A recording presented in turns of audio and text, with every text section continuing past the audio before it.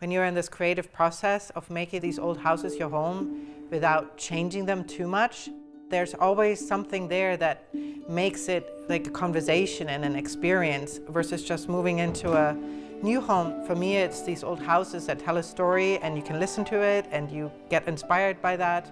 We act like a couple of little kids in this great big place, just kind of rattling about. Let's go for a ride. It's not so much the ownership of place, but living our adventure.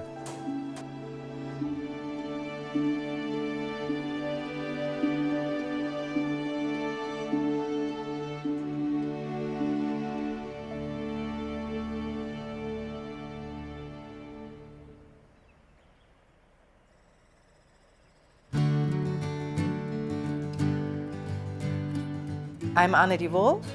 And I'm Richard de Wolf, and we live in Portland, Oregon in our 1904 Isom White House. I am from Germany originally, and my dad and I loved working on old boats. So when I graduated from high school, the two of us decided to sail an old wooden boat across the Atlantic. So I flew right after graduation across the Atlantic to Charleston, South Carolina, and that's where I met Richard. And I grew up in Chicago area, and then I went to work in the architecture profession in Charleston, and I was living on my sailboat, and we ended up both at the same marina. First time I saw her, she was 40 feet up on a mast in a little bosun's chair, and I thought that was pretty cool. And we just wanted an adventure. So in 1993, on our first journey across the United States, the moment we hit Oregon, all of a sudden everything changed. We all of a sudden clicked. We weren't just on our little summer vacation, we were all of a sudden felt like we had come home. And that was July of '93, and in December of '93 we got married. And we've been in Oregon ever since. When we first moved to Portland, we actually lived just about 14 blocks down the same street, and then we were able to save up just a little bit of money, and we bought a tiny little house in northeast Portland. And it was in that home that we started our company, Archiform, which is a design build company where we restore vintage and historic buildings, both residential and commercial.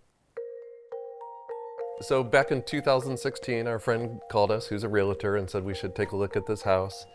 He described it as an old colonial. It's one of the few single-family residences still left in the downtown area. When I first walked into the place, I was thinking, gosh, this is so dark. I felt like I walked into some sort of formal old clubhouse or something where people have smoked cigarettes there. I don't necessarily want to live here, but at the same time, it's so awesome. We looked at each other and we were like, should we just make an offer and go for it and not think too hard? Rich and I love a challenge and we love an adventure. This home is on the National Historic Registry, and it needed people like us that wanted to be responsible for the building. We're more caretakers of the building. Sure, we put some of our personality in it, but we maintain the true architecture of the entire home as we've remodeled it. One of our philosophies behind preservation or restoration is to make sure the home looks like it was well taken care of. When we start touching them, we want to be sure that we preserve that and that we preserve the history of the home, that we preserve the stories the house has to tell and make them part of the current story. The original owners, the husband was called Isom White. So Richard is like, automatically we have to paint it white. Well, because I couldn't picture myself coming up to a white place. So I did some research and I found actually that the colonial homes on the East Coast often were painted a monochromatic color. And then I always ask my clients the first thing when we talk color, what's your favorite color? So I did the same to myself and I said, what's my favorite color? Well, I'm like, it's teal, in case people hadn't noticed. And found this beautiful blue that I felt was just the classy, perfect match for my personality, the house, and the sense that it's a grand house, but not a white grand house. This house was built in 1904 by the architecture firm Whidden & Lewis, and they're known for their classical colonial architecture. It was originally built by Rose and Isom White. They were a couple, and they were Jewish merchants, and they were really big in that community. The second owner was Hilma, and she was a Swedish immigrant. She moved to America when she was 18, and she had a restaurant, and it was called the Cape Cod Tea Room, and where we sit right now is one of the main dining rooms. So she ran this big, great place all by herself, and she's quite a legend in town. Portland's known as the Rose City, so we have our Rose Festival each year. And so, yeah, numerous rose princesses and rose queens were crowned here. Colonial homes were always designed so you have a straight-on front entrance with a centered porch, or at least a centered door. We have a formal porch with a double set of columns. One is the Doric and one is Corinthian. You walk up and it's supposed to be elegant and formal. A lot of symmetry and a lot of formality. There's a lot of carving in the heavy crown and on the mantels, which was to me one of the most impressive things about this house is the craftsmanship. So one of the first projects Anna and I did was she was up on scaffolding with wheels, and it probably took me about a week pushing her around, and she cleaned and detailed every one of the box beams. We do a lot of this ourselves, so that is our thing. So we would be getting ourselves in a situation where I'm lifting the door and Richard takes it off the track. Now what? And he's like, come down the stairs. No, you gotta hold it. My arm's stuck in the hole. Yeah, so we have a lot of those sorts of stories we get ourselves in all the time still, which is crazy considering that this is what we do for a living. The entryway is not a formal entryway like you often have in colonials, but it's also the living room. And then they have the fireplace, and each fireplace has a different type of stone as a surround, a different design for the mantle.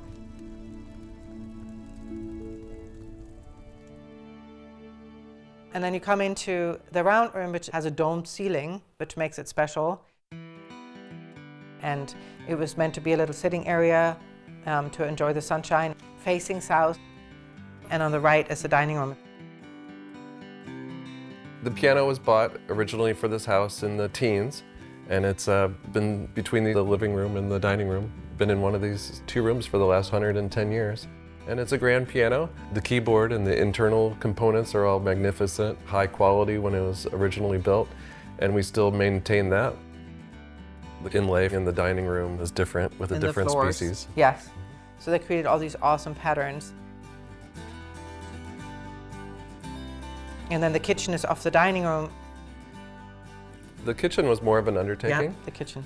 Because we tried to maintain as many original details. One thing we left is the floors still have some cracks and scratches from when it was a commercial kitchen.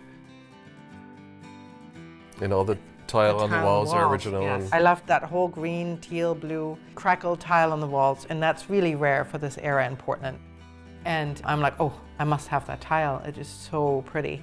And we found some extra in the old original boxes in the basement, and so we were able to do some repairs with that.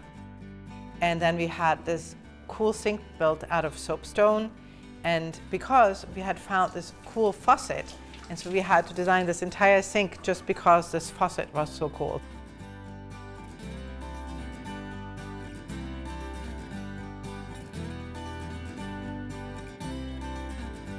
The main floor is the public spaces, and then there's the transitional space and the grand staircase to the library on the second floor. This is one of my favorite places. Yeah, it's the great grand staircase of this home that was pretty much the trigger for us to buy the house because it's so special, and it's the main focal point when you walk into the house.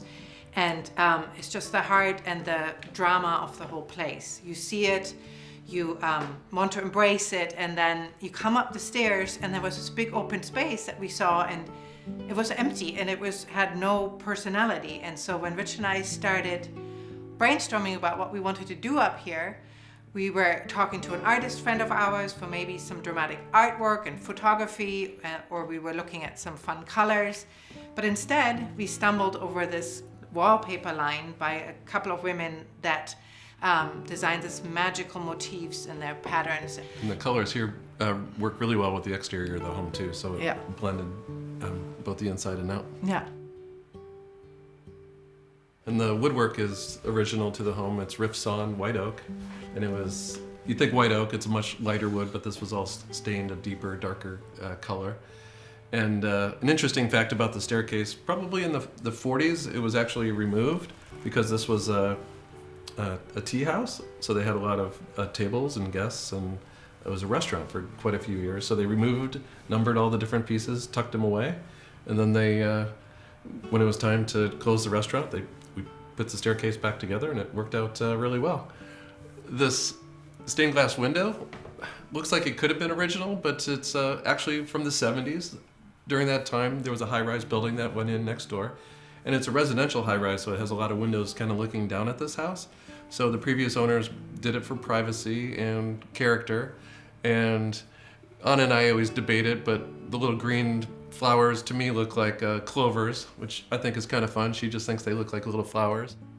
And then the ceiling is actually a gold leaf. You know, each little square is an individual piece of gold leaf that has to be hand applied and laid out, and it's another really special feature of the home.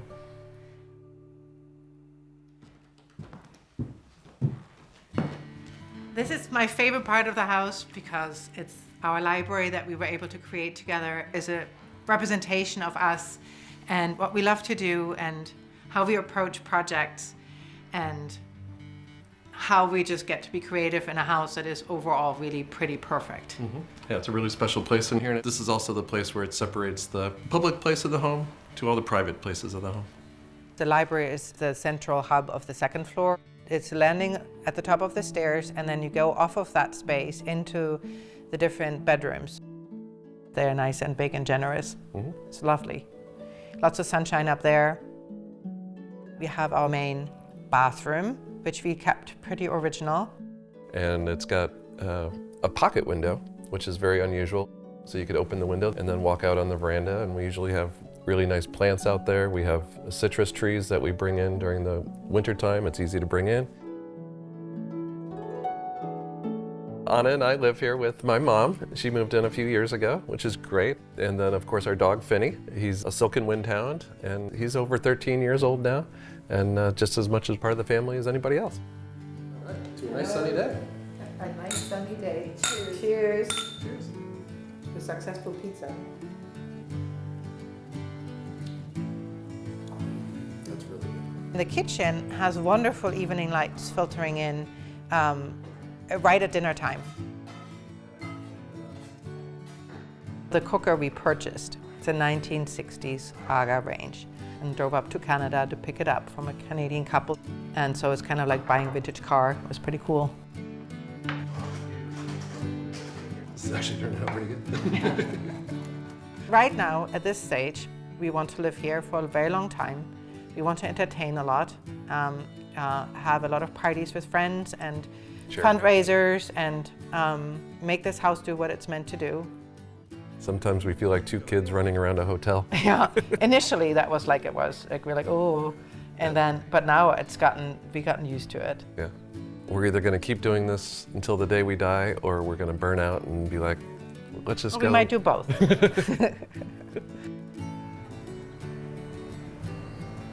What we are envisioning it right now is have it be our home for our adventures. And we have learned to never say never.